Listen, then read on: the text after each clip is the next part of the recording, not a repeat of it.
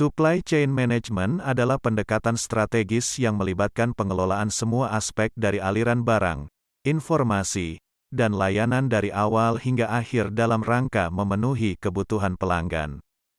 Tujuan utamanya adalah mengoptimalkan efisiensi, kualitas, dan responsivitas keseluruhan rantai pasokan untuk mencapai keunggulan kompetitif.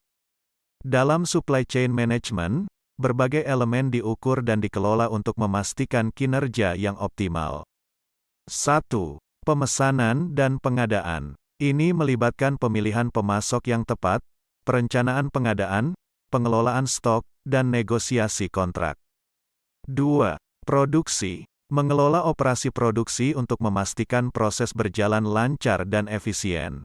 3. Distribusi dan logistik. Merencanakan dan mengelola pengiriman produk ke pelanggan dengan waktu dan biaya yang optimal. 4.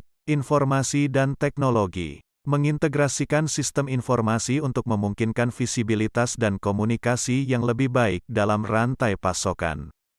5. Kolaborasi dan kemitraan. Membangun hubungan yang kuat dengan pemasok, produsen, distributor, dan pelanggan untuk meningkatkan sinergi dan responsivitas.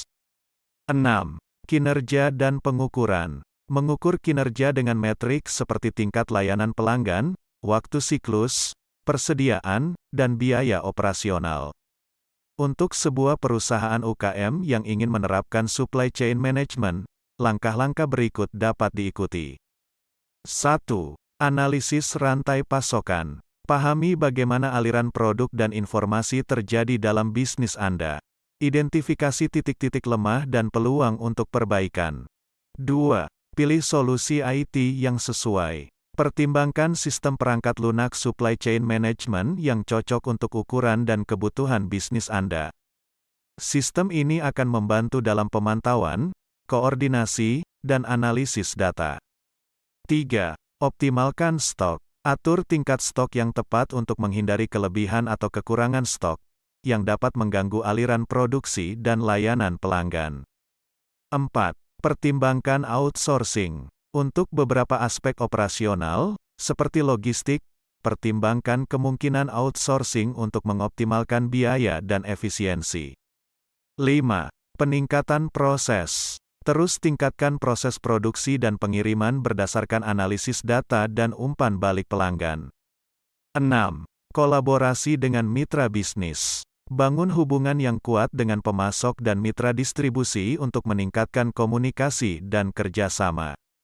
Supply chain management penting bagi bisnis UKM karena 1. Efisiensi operasional. Dengan mengoptimalkan rantai pasokan, bisnis dapat menghindari pemborosan, mengurangi biaya produksi dan logistik, serta meminimalkan stok yang tidak perlu. 2. Layanan pelanggan yang lebih baik. Supply chain management membantu dalam menjaga ketersediaan produk yang tepat pada waktunya, yang pada gilirannya memenuhi harapan pelanggan terhadap layanan yang baik. 3. Keunggulan kompetitif. UKM yang memiliki rantai pasokan yang efisien dan responsif memiliki keunggulan kompetitif yang lebih baik dalam pasar yang kompetitif. 4. Peningkatan keuntungan. Dengan mengurangi biaya dan meningkatkan efisiensi, bisnis UKM dapat meningkatkan margin keuntungan mereka. 5. Pertumbuhan bisnis. Dengan supply chain management yang baik, bisnis UKM dapat lebih mudah mengatasi kendala dalam perluasan dan pertumbuhan usaha.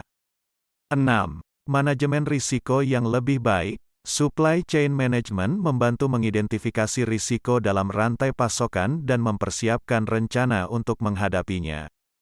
Dengan menerapkan supply chain management, bisnis UKM dapat mengoptimalkan operasional mereka, memberikan layanan yang lebih baik kepada pelanggan, dan mencapai pertumbuhan yang berkelanjutan. Apa saja metrik yang biasa diukur dalam supply chain management? Ada berbagai metrik atau indikator kinerja yang biasa diukur dalam supply chain management untuk mengukur kinerja dan efisiensi operasional. Beberapa metrik yang umum diukur dalam supply chain management meliputi 1. Tingkat layanan pelanggan. Tingkat pengiriman tepat waktu. Persentase pesanan yang dikirim tepat waktu sesuai dengan yang dijanjikan. Persentase ketersediaan stok. Persentase waktu di mana stok produk tersedia untuk memenuhi permintaan pelanggan. 2. Efisiensi persediaan. Turnover persediaan. Jumlah kali persediaan berputar dalam periode tertentu. Persentase stok kritis. Persentase stok yang mendekati habis dalam periode tertentu.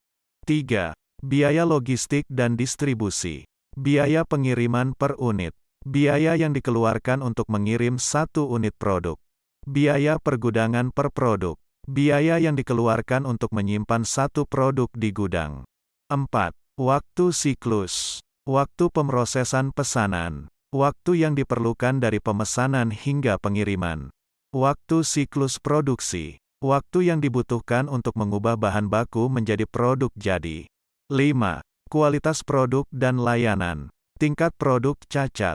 Persentase produk yang tidak memenuhi standar kualitas. Tingkat kepuasan pelanggan. Evaluasi kepuasan pelanggan terhadap produk dan layanan. 6. Efisiensi produksi. Efisiensi penggunaan peralatan. Tingkat penggunaan peralatan produksi dalam waktu tertentu. Tingkat pemborosan. Persentase material atau waktu yang terbuang dalam proses produksi. 7. Responsivitas rantai pasokan. Waktu reaksi terhadap perubahan permintaan. Waktu yang diperlukan untuk menyesuaikan produksi dengan perubahan permintaan pelanggan. Persentase keterlambatan pengiriman. Persentase pesanan yang dikirim terlambat dibanding jadwal yang dijanjikan. 8. Pengukuran keberlanjutan. Jejak karbon. Jumlah emisi gas rumah kaca yang dihasilkan selama proses produksi dan distribusi. Penggunaan air dan energi. Jumlah air dan energi yang digunakan dalam operasional rantai pasokan. 9. Pengelolaan risiko. Jumlah keterlambatan pengiriman. Jumlah pengiriman yang tertunda dalam periode tertentu. Persentase ketergantungan pemasok. Persentase produk yang datang dari pemasok utama tertentu. 10. Efisiensi biaya. Biaya persediaan. Biaya yang terkait dengan menyimpan persediaan dalam periode tertentu.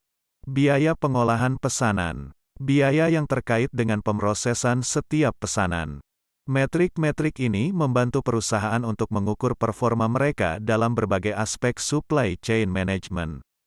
Dan mengidentifikasi area yang perlu ditingkatkan untuk mencapai efisiensi yang lebih baik, layanan yang lebih baik kepada pelanggan, dan keunggulan kompetitif yang lebih besar.